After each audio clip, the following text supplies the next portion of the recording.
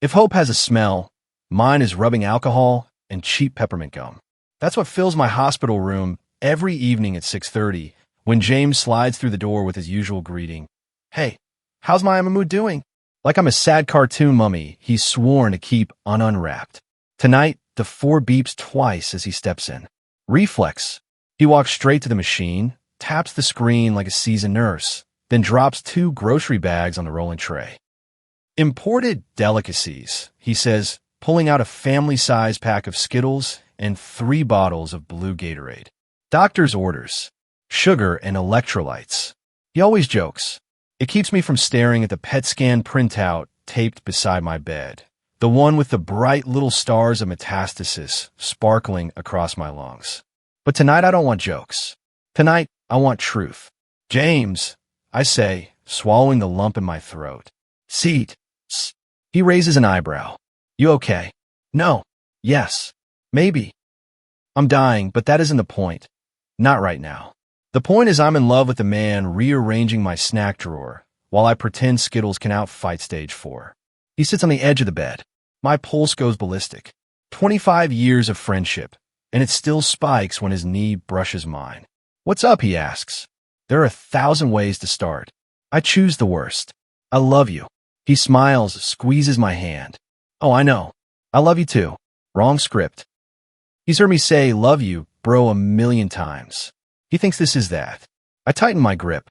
Let me finish. He studies my face, confusion knitting his brows. He nods slowly. So I tell him. I tell him about the sleepovers when we were 10, how I'd stay awake listening to him breathe and imagine a life where we'd never have to say goodnight. About the 8th grade dance where he spun Ashley Green around the gym while I pretended my stomachache was pizza and not jealousy. About college when I almost asked him to marry me, until the night I came out as gay and watched hope flicker and die behind his eyes. I should have chosen you, I whisper. I should have said something before you moved across the country, before you started dating people with green eyes because they reminded you of mine, even if you never said that out loud. He doesn't blink, just freezes, like the universe pressed pause. I keep going because inertia is the only thing keeping my heart beating. You're the face I see when I picture feeling loved, I say. The arms I feel when I pretend I'm safe. If we're together, anywhere, doing anything, I'm happy. You're all I want for whatever time I've left. Silence. He's still holding my hand, but he hasn't breathed in 10 seconds. 20. I open my mouth to ask if he's okay, but the words die when his expression finally cracks. A shuddering exhale, then the smallest, gentlest smile. The kind he used to save for stray animals and sad movies at 2 a.m. Only now it's trembling. He pulls me into his chest. I melt. 2 years of chemo couldn't wring tears out of me, but his hug does. I sob against his t-shirt. Then I feel wet warmth on my hair. He's crying too. Minutes, or maybe hours, pass in that embrace. When we finally break apart, his face is blotchy, glowing with happiness and grief at once. You okay? I manage. He wipes his eyes. Now I am. Then he says the words I'd prayed for but never expected. You are the only thing I've ever wanted. Cue more tears, more trembling apologies for all the years we wasted pretending we were just best friends. When we calm down, I hand him my phone. Read this. It's the post I wrote on a cancer support forum. The whole confession, my fear of dying with this secret still inside me. The stupid nickname, Amumu, he gave me. Everything. He scrolls, sniffling, then deadpants. I should really meet this James guy. Sounds like he's overdue to thank your mom for 20 years of world-class wing-womaning. I laugh, so hard my foreline shakes. Then he kisses me. Soft. Certain. Easy. He asks, live up to your daydreams. Better, I say. He grins. Not sure. Might need more data. Another kiss. Ridiculous. Perfect. We talk until the night shift nurses shoo him out. He tells me he's kept every crayon drawing I ever gave him in a fireproof safe. I tell him I wrote him love letters I never mailed. We both cry some more. When the doctors come for vitals, he kisses my forehead, promises to be back at dawn. We exchange, I love you, But tonight the words feel entirely new, like they've just been invented for us. Hours later, alone in the blue hospital gloom, I call my mom. She cries harder than I did, babbling that destiny finally got its act together. I end the call, stare at the ceiling tiles, and for the first time since the diagnosis, I feel truly, wildly alive. I don't sleep that night, too wired, too scared. But when dawn finally leaks through the blinds, James is already in the doorway, wild-eyed, clutching a reusable grocery bag like it's a classified dossier. Morning, sunshine, he whispers. Ready for a crime?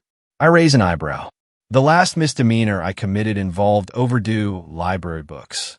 He drops the bag on my lap. Inside, a plain black hoodie 2 sizes too big, a knit cap, and the thickest sunglasses I've ever seen.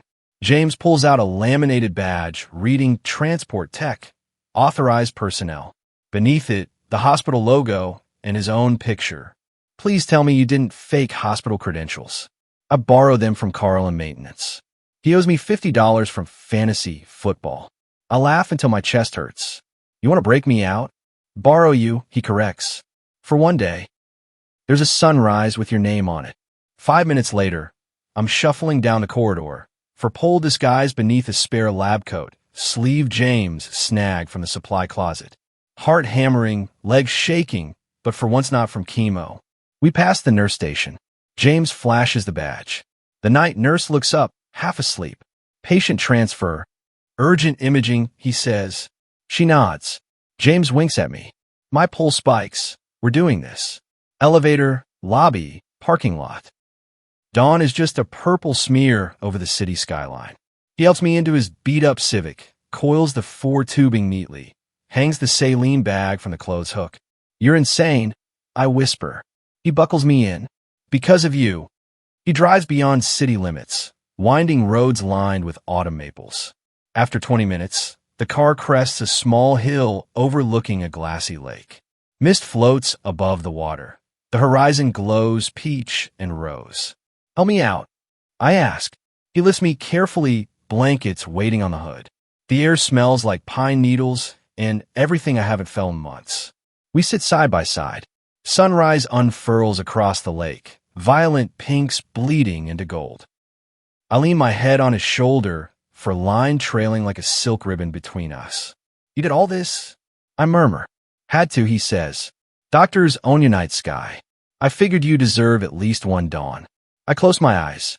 For 5 minutes we just breathe. Then he pulls out a thermos. Hot chocolate. And 2 plastic straws. Chemo ruined the enamel on my teeth. I laugh and cry at the same time. The tears steam in the cold. We sip in silence until the sun clears the trees. Everything looks impossibly alive. Even me. He clears his throat. So, about our timeline. I tense. We've avoided that word. Timeline. As though not speaking it might freeze the clock. I talk to Dr. Patel, he says. She thinks experimental immunotherapy could buy more months. Maybe years. Years. My voice cracks. Hope is terrifying. Maybe, he repeats. No promises. But maybe, I stare at the lake. Do you ever worry maybe will hurt worse than never? He takes my hand. Maybe. But I'd rather gamble on a chance than watch you fade without a fight. Quiet beat. Besides, fate owes us time. I laugh wetly. That's not how fate works. Then we steal it, he says, squeezing my fingers. Like today. A gull screeches overhead. Somewhere beyond a tree line, a dog barks. Life happening in real time. Unaware, 2 grown men are crying over salted cocoa. We drive back late morning. My body feels heavy, like joy is a weight I haven't trained for. In the lobby, Dr. Patel is waiting, arms crossed, expression unreadable. Busted. I see her back from your imaging, she says, eyeing the disguise for pole. We should run actual labs now. Your vitals flagged, the monitoring system. Heart rate spiked. My guilt sours to dread. James starts to apologize, but she lifts a hand. I don't care about the rule break, she says. But your platelets dropped overnight. We need a transfusion today. Ice water through veins. The sunrise already feels a lifetime away. James grips my shoulder. We'll do it.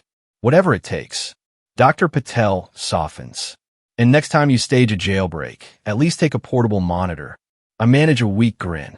Midnight transfusion complete, nausea simmering. I lie in the dark as James dozes in the recliner. I study his profile on the monitor glow, soft jawline, lashes that would make Hollywood jealous. I think about forever, about the taste of hot chocolate at sunrise. Cancer is trespassing in my body, but love has broken every rule to meet me here. If fate won't grant us time, we'll carve it out ourselves, one stolen dawn at a time. I close my eyes, and for the first night in months, I dream of living. I wake to the hiss of fluorescent lights and the soft click-click of James tapping on his laptop. He's drafting a spreadsheet titled Stolen Time Master Plan. When he notices I'm awake, he snaps it shut like a kid hiding contraband candy. "Good morning, troublemaker," he whispers. "Planning another jailbreak?" "Only a small one," he says, eyes bright. "But first, coffee." He sneaks a travel mug to my lips. Vanilla latte, extra foam, hospital rule breaker blend. I've barely taken a sip when a knock interrupts us. A woman in business casual armor steps in, ID badge swinging. "Hi, I'm Dana, the new oncology social worker. Can we chat?" The social worker's checklist. Dana pulls a chair to my bedside and flips open a form. "I understand you two are looking into experimental treatment," she begins, scribbling. "That's wonderful, but it might help to set realistic expectations." James tenses. "We know the odds." Dana offers a professional smile. "Of course. Still, it's helpful to prepare for, well, any outcome." She slides a pamphlet across my tray. Palliative Pathways, Planning for the Inevitable. I stare at the daisy-bordered cover. My chest tightens. James interjects, polite but steel-edged. "We can plan for palliative and still fight, right?" Dana nods, but her eyes flicker. She sees wishful thinking. He sees stolen tomorrows. She turns to me. "What's at the top of your bucket list?" Before I can answer, James blurts, "Paris. Autumn. Cafe terraces and cheap wine." Dana raises her brow. "International travel during immunotherapy is ambitious." "Ambitious," James echoes. "Not impossible." Dana sighs, jotting notes. "I'll leave some resources." She packs her tablet, offers a soft hang in there, and slips out. The second she's gone, James mutters, "Realistic expectations can bite me." Then he reopens the spreadsheet. The tandem bike plan that afternoon, during chemo drip number who cares anymore, James unveils Operation Paper Wings. Named after the paper cranes he folded the night I first got my diagnosis. "Picture it," he says. "We fly to Paris in October. Rent the cheapest Airbnb attic in Montmartre. We'll buy a used tandem bike." "Why tandem?" "So I can pedal when you're tired," he says, matter of fact, like logistics are the only barrier between us and the sane. I laugh, because my lungs ache, because he's ridiculous, because I want it so badly it scares me. "James, I might not have the strength for baguette crumbs, let alone a bike." "Then I'll rig a sidecar, or push you in a grocery cart. Don't test me." I shake my head, tears stinging. "You're unbelievable." He squeezes my hand. "That's the plan." Unbelievable until it isn't. A week later, Dr. Patel orders another CT. I roll into the machine, arms taped above my head, trying to breathe steady while the metal ring hums around me like a countdown clock. Back in the room, we wait. James paces. 10 minutes. 20. Finally, Patel walks in, tablet clutched tight. She doesn't smile. My stomach drops. "The tumors in your lungs have shrunk." Her voice is careful, calibrated. A small decrease, but statistically significant. I blink. "Shrunk?" James exhales like he's been underwater. "So the immunotherapy's working?" Patel nods once. Too early to declare victory. But encouraging. Encouraging. A word so soft, yet it detonates inside me. I start to cry. James grabs my face, kisses my forehead over and over, whispering, "I told you. I told you." Patel lets us have a moment. Midnight. Again, James wheels me to the rooftop garden. 4 drip and all, because fresh air tastes better than fluorescent dust. The city lights flicker below, stars above. I lean into him, dizzy with hope. What if Paris isn't a maybe anymore? I whisper, He laughs, breath fogging in the cool night. Then I'd better brush up my French. I lay my head on his shoulder, feeling the steady drum of his heart. For the first time since the diagnosis, tomorrow feels less like a thief and more like a timid new friend. We sit there until the nurses call us in, fingers entwined, mapping out borrowed tomorrows under a sky full of paper wings. We face travel insurance nightmares and immune system realities. 3 days after the Shrink the Tumor news, James bursts into my room waving cheap airline printouts. Round-trip tickets, he announces, mid-October, cheapest red-eye imaginable. Paris is officially on the calendar. Before I can cheer, Nurse Carla pokes her head in. Travel? Out of state? You'll need written clearance, immune booster shots, backup oxygen, and a signed waiver in triplicate. Enter Dr. Patel. Yes, you can travel, but only if your next labs are stable. Enter hospital billing. Yes, insurance covers immunotherapy, but not if you leave the country for more than 14 days. Enter my immune system. Yes, we'll cooperate, but give us a cold virus, and we'll throw a coup. Every yes comes with a but, like a parade of reluctant fairy godmothers. James doesn't blink. We'll clear every hurdle, he tells each department. Give me the checklists. I'll laminate them. He actually does. Mom video calls that night. Screen filled with floral wallpaper and tears she tries to hide behind reading glasses. I hear rumors of France, she says, voice shaky. I nod, bracing for protest. Instead, she beams. I'm coming. Mom, jet lag, wheelchairs, foreign hospitals, she waves me off. I raised 3 kids on less sleep than a transatlantic flight. Besides, someone has to make sure Monsieur James feeds you between kisses. James, on speaker, blushes deeper than chemo ever managed. Mrs. Randall will be fine. That's what you said when you 2 baked cookies in 7th grade and set my curtains on fire. Fair point. She's in. 1 week before departure, the cough returns, sharp, metallic. CT shows fluid building around the right lung. Dr. Patel schedules a thoracentesis and says the words I feared. Trip may need to wait. James squeezes my hand, so hard my fingers go numb. Mom goes pale on FaceTime. I close my eyes, imagine the Eiffel Tower crumpling like paper.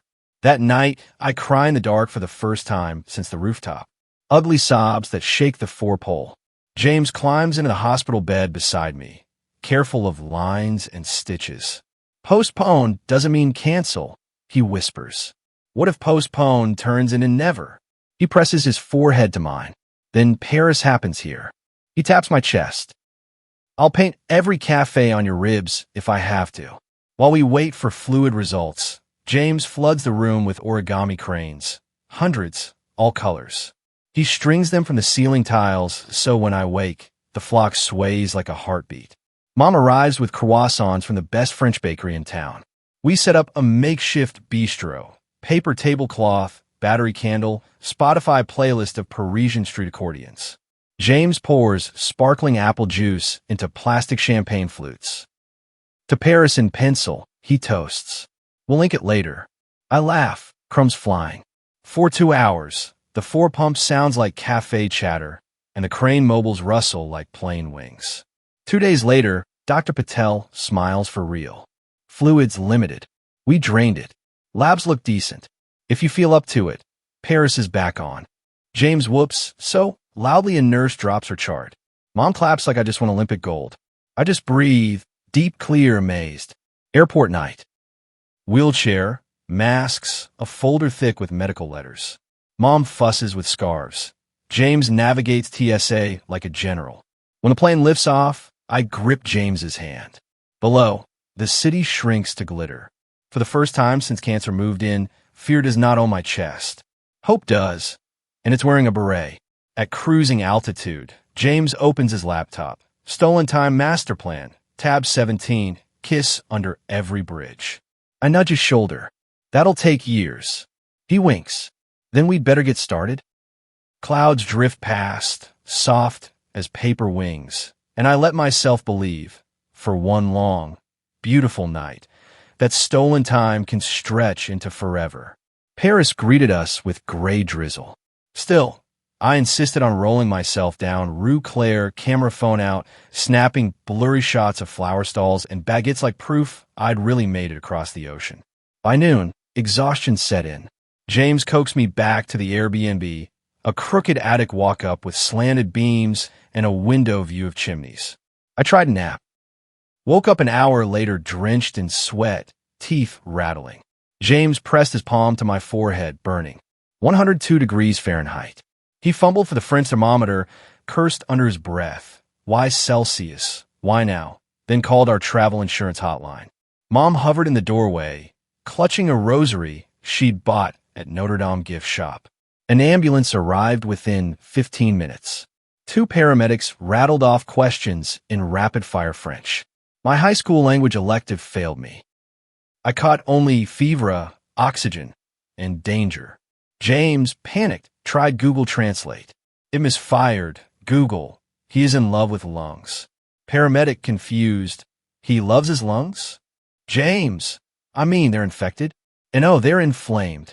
Me, delirious. I do love my lungs. They're problematic, but charming. They loaded me in anyway. Parisian ICU, bright lights, antiseptic sting. Nurses spoke soft French, laced with English fragments. Chemo, metastase, infection egg. They hooked me to antibiotics, supplemental oxygen, heart monitors chirping like frantic sparrows. Visiting hours ended at 9. A nurse gently told James he must leave. He didn't. He planted himself beside my bed, arms crossed. "J.E. rest," he said, terrible accent and all. The nurse shook her head. Impossible. James tried again. "Il est à mon fiancé." He looked at me, eyes shimmering. First time he'd said it. Even half-pronounced, it sounded like church bells. The nurse's face softened. She glanced at Mom, who clasped her rosary and murmured, "S'il vous plaît." That did it. The nurse handed James a visitor badge. Beeping machines, dim corridor light. Fever broke around 2 a.m., sweat cooled on my skin, tremors eased. James sat holding my hand, thumb tracing circles on my knuckles. "I thought we lost Paris on day 1, I croaked. He smiled, eyes red-rimmed. "Paris can wait. You can't." Silence, heavy and tender. "Marry me," he whispered. No theatrics, no ring. Just raw honesty in fluorescent gloom. Here, now or whenever. I don't need a cathedral or a guest list. I just need you. Tears pricked my eyes. What if there's not much ever after left? Then we'll stuff a lifetime into whatever days we get, he said. I'll say I do every morning if I have to. I squeezed his hand, voice shaking. Yes, a single word, but it felt like carving my name into the moon. At dawn, a nurse found us fashioning rings from the foil of a lozenge wrapper James scrounged from his pocket. She smiled, brought gauze tape, helped secure the tiny silver bands. Felicitations, she whispered.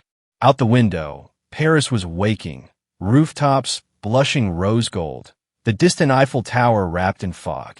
We watched together, fingers entwined, gauze rings catching the newborn sun. We had no idea what the next skin would show, or how many days we'd steal. But for that moment, we were immortal, two foolish men in love, wet under 4 drips and beeping monitors, promising forever in the language of borrowed tomorrows. And that was more than enough. The morning after our foil ring engagement, Mom barged into the ICU with croissants, a stack of tourist maps, an expression that could power the Louvre. We're doing this properly, she declared. Sunset. Sane. Rings that won't dissolve in the shower. James tried to protest. Hospital discharge forms, immune-compromised warnings, but Mom had already bribed the head nurse with patisserie. By noon, I had official permission for a 6-hour leave, plus a cocktail of antibiotics and a portable pump.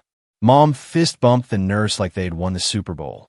James borrowed a vintage navy blazer from the Airbnb host. Poor ton mariage d'amour, the old woman cooed. Mom found me a soft gray sweater and pinned a silk scarf at my throat to hide the port. She then marched to a tiny florist, paid cash for 2 white roses, and somehow convinced a street vendor to lend us his folding bistro table for true romance, madam.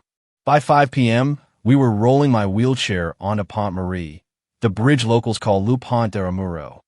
The Saint shimmered pewter and pink. An accordionist in a newsboy cap played La Vie en Rose on cue, thanks to Mom slipping him a €10 note and a wink. James produced 2 simple silver bands from a tiny velvet pouch. "Found a jeweler who does same-day engraving," he whispered. "Inside mine, stolen time. Inside his, forever anyway." He knelt. The tourists gasped. I said yes, again, louder this time. Mom teared up. The accordionist shifted into Hallelujah. A group of elderly Parisians nearby raised plastic cups of cheap red wine and shouted felicitations. We laughed, cried, kissed. The world narrowed to the scent of river water, rose petals, and James's cologne. Right as the sun kissed the rooftops, James's phone buzzed. Dr. Patel, 12 hours behind us in Detroit. He stepped away, voice low. I watched his shoulders tense, then sag. He returned pale. "Blood cultures," he murmured. "They grew something, a rare fungal infection. She wants you back stateside. ASAP. They can start antifungal chemo tomorrow." The accordionist finished the song. Silence rushed in. Mom gripped my hand. "We can be on a flight tonight." James's eyes shone. Not with fear, but refusal. "Or we stay. One more day. We haven't even seen the Eiffel Tower sparkle." I looked at the river. Lanterns bobbed on tourist boats. Life moving on, oblivious to my bloodstream's rebellion. We found a bench away from a crowd. James knelt beside my chair. "If we go now, you get treatment sooner." "Better odds," he said. "If we stay," his voice broke. "I don't want regret to be the last thing we remember of Paris." I took his face in my hands. Regret isn't staying. Regret is leaving this city without one midnight stroll. Mom inhaled, ready to argue. But she saw our rings, our watery smiles. She sighed. "Fine. One night." James kissed my forehead. "Midnight," he promised. "We'll watch the tower light up, then we'll go." 11:59 p.m. We stood, James supporting me, on the Trocadero platform. A chill bit through my sweater, but adrenaline kept me upright. The clock struck 12. The Eiffel Tower erupted in glittering white lights, a cascade of electric stars. James wrapped his arms around me. Mom wrapped her shawl around us both. I whispered, "Worth it." He answered by singing the chorus of our childhood song, off-key but perfect. Mom harmonized softly. Somewhere behind us, tourists cheered and champagne corks popped. For 60 seconds, the lights sparkled. For 60 seconds, cancer, hospitals, fungal infections, and fear faded behind a curtain of light. When the last bulb winked out, James pressed his forehead to mine. "Now," he said, voice steady, "we go home and fight." We made the overnight flight. Dr. Patel met us at the hospital door with a wheelchair and a half-stern, half-admiring look. "Borrowed time?" she asked. "Borrowed and returned," I said, coughing, but smiling. She wheeled me inside. James never let go of my hand. Mom trailed with the carry-on stuffed with French chocolate and 2 silver rings that glittered under fluorescent light. Paris was now inked. The war resumed. But somewhere beneath the hospital sheets, the Seine still flowed, quiet, silver, waiting to welcome us again.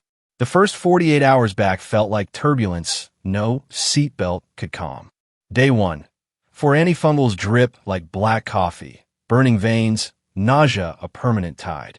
Day 2. Fever spikes 103 degrees Fahrenheit. I hallucinate Paris rooftops floating above my bed. Day 3. Platelets plummet. Nurses hang yellow fall risk bands on my wrist as if gravity itself has turned traitor. James refuses to leave.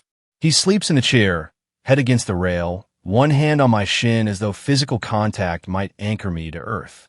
Mom takes shifts, 8 a.m. to 4 p.m., reading devotionals in the corner and knitting something bright red she won't name.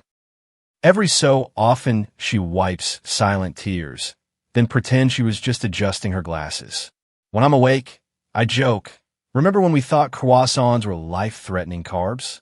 James attempts a chuckle, but his eyes betray sleepless panic. Third night. Heart monitor alarms at 2 a.m. My O2 saturation nosedives. A flurry of blue scrubs floods the room, draw curtains, shout vitals. I drift, half dream, half void, while they push fluids, crank oxygen. Through the static, I hear James repeating my name like a prayer he's not sure will be answered.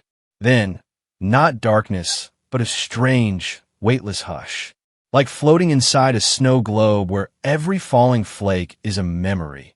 Running beside James in middle school track, laces untied, but laughter untamed. Midnight Slurpee's junior year, brain freeze. First time he called me gorgeous just to win a dare. That kiss on Pont Marie, foil ring cool between us. The hush dissolves into light. My eyes open. I'm still here. James is slumped on the edge of the bed, forehead on our entwined hands, shoulders shaking. Nurse Carla whispers, "He wouldn't move until you stabilized." I rasp his name. He bolts upright, tears and relief colliding on his face. We don't speak. Words would drown. Morning rounds. Dr. Patel is blunt. The infection's retreating, but the chemo's hammering your marrow. Next 48 hours are critical. James corners her in the hallway. I hear fragments. Experimental adjunct. Stem cell rescue, whatever it costs. She answers with cautious optimism. Unproven, but a chance. He signs papers, baseline labs drawn from his arm. He's a match to be my donor if things nosedive further. He beams when he tells me, like it's a wedding gift. I joke that I finally get his DNA after 25 years of chasing him. He almost laughs. That evening, Mom wheels in a rolling four-pole draped in her red knit creation, a scarf fiery as sunrise. "I can't leave your fates up to doctors alone," she says, eyes sparkling damp. "So we're renewing your vows right here, right now." She's printed certificate-like pages on copy paper. Emergency, eternal commitment, valid everywhere love exists. Nurse Carla and an orderly named Mark serve as witnesses. Mom asked if we have rings. We still wear the silver ones, though mine spins loose on weight-thin fingers. She ties the red scarf around both our joined hands, a makeshift hand-fasting. "Repeat after me," Mom directs. We do. Promises we whispered in Paris, but louder now. Voices cracking, but undeniable. In sickness, and in sickness, in stolen time and borrowed tomorrows, I am yours. Tears. Smiles. Applause from the doorway where staff have gathered. Someone plays "Here Comes the Sun" on a phone speaker, tinny but perfect. Day 5, my counts tank anyway. Platelets single digits. They prep a sterile room for stem cell rescue. James lies on a harvest bed, blood coursing through a Ferris's tubing, his cells, his hope, flowing into chilled bags labeled with both our names. Nurse squeezes my shoulder. He's joking with the techs, asking if he gets frequent flyer miles. My heart aches and swells at once. Transplant day. Harsh lights. Cold infusion. James sits at my bedside, pale from donation, but grinning. "These cells are VIP," he says. "No cover charge, straight to the dance floor." I'm too weak to laugh, so I smile with my eyes. He understands. Engraftment is a slow-motion gamble. Fever returns, then fades. Mouth sores bloom, then recede. Days drip like morphine, slow, burning, necessary. James reads aloud. Sci-fi, poetry, even the IKEA catalog when I'm too foggy for plot. Mom crochets cranes now. Crimson yarn birds she strings above the bed. One afternoon I wake to find James asleep, head by my hip, for humming. Mom catches my eye and mouths. "He loves you bigger than the sky." I mouth back. I know. On the 12th day post-transplant, Dr. Patel walks in grinning. "Your neutrophils are climbing. He's saving you from the inside." James fist pumps, nearly topples a monitor. Mom cries into a hospital-issue tissue. It's not cure. It's not forever. But it's time, more of it. And time, we've learned, is a currency you spend even while you earn it. Discharge day. Nurses line the hallway. Mom wheels me out, red scarf around my neck. James walks beside us carrying a shoebox bursting with origami cranes. Every color, every size. Outside, autumn sunlight blinds. I breathe cold air, lungs aching but alive. James opens the shoebox. We watch the cranes lift on a gust, scatter like confetti against the sky. He slips his arm around me. "Paris round 2. One day," I say, "but first home." I miss everything from the old days, my family, friends, places, even the small river that runs behind my garden back home. The place home isn't a place or a prognosis. It's the hand around mine, the scarf binding us, the cranes flying on borrowed wind. And for now, that's more than enough. Im tiret,